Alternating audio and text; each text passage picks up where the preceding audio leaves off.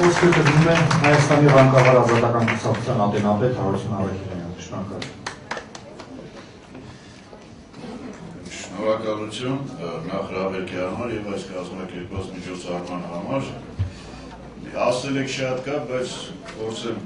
հանել ժամանակը եւ երկու խոսք ասել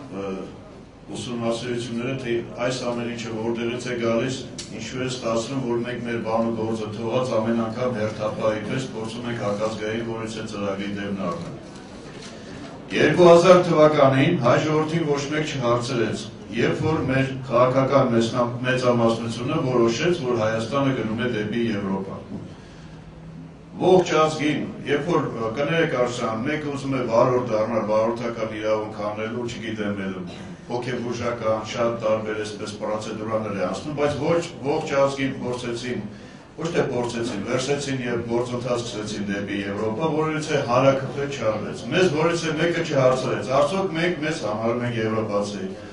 Արդյոք այսօրվա Եվրոպան այն Եվրոպան է, որին մենք ձգտում ենք, Հեգելյան, Բեթհովենյան, Մոցարտի, չգիտեմ մյուս, չկա նման բան։ Այսօր այնտեղ օրեկան 1000 մեքենա է վարվում, չեմ խոսում, որ 40-45 տարեկանում արդեն իսլամական Եվրոպա է սպասում, որը հենց իրենք են սա ապացուցում։ Եվ բնական է, որ Հայաստանում պետք է ուղղորդվեր օրենքների մի ողջ շարան, սոցիալական քարտ, չգիտեմ, հոգի ու խղճի ազատություն, դրա համատակ եհովականություն, պետք է գրանցվեր Հայաստանում որպես քրիստոնեական կրող, մահապատժի վերացում եւ բնական է պետք է գար հասնել նման այսպես գործընթացների, ինչպես նաեւ Եվրոպան թքած ունի, թե ինչ գնով մեր կբացվեն հայ-թուրքական սահմանները, որ այս մեկ տարվա ընթացքում մենք տեսանք։ Ընդհանուր առմամբ Եվրոպայում գործում է այսպես մի նոր տեսություն, տեղեկատվական տնտեսություն։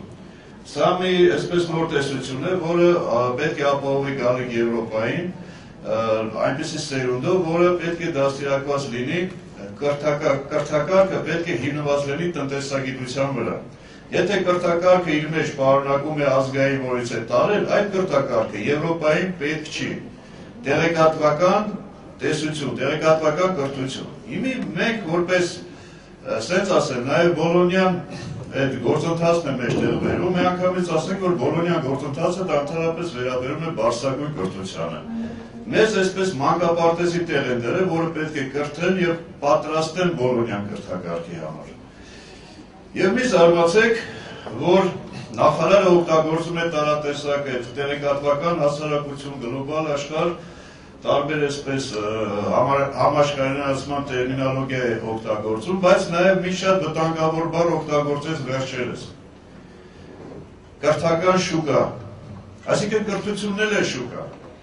Եվ սա նորից ուզում եմ, որպեսզի մենք մեր ներվերը, մեր առողջությունը պահենք, պահպանենք, որտեղ հետագայում շատ նմանատիպ խնդիրների առաջ են կանգնելու, եթե քաղաքականությունը շուկա է, եթե գիտությունը շուկա է Հայաստանում, եթե մշակույթը շուկա է, հոգևոր ոլորտը շուկա է, ինչի պետք է կրթությունը շուկա չլինի։ Բնական պատկերացրեք, սա գործընթաց է, որ մեզ հրամցվում է։ Ստեղ մնում է մեր մտավորականությանը, ես մեծ հույս ունեմ եւ հավատում եմ, որ որից է նման ապազգային ծրագիր, որ իրոք վիրավորում է մեր օգնությունը, չի անցնի, իսկ երբ որ խոսում են 1%-ի մասին, դա նման է, երբ որ ասում են կաթի մեջ ընկել է մի փոքր աթար։ Այո, կան ազգեր, որ այդ աթարոտ կաթը խմում են, բայց ոչ հայ ազգեր։ Շնորհակալություն։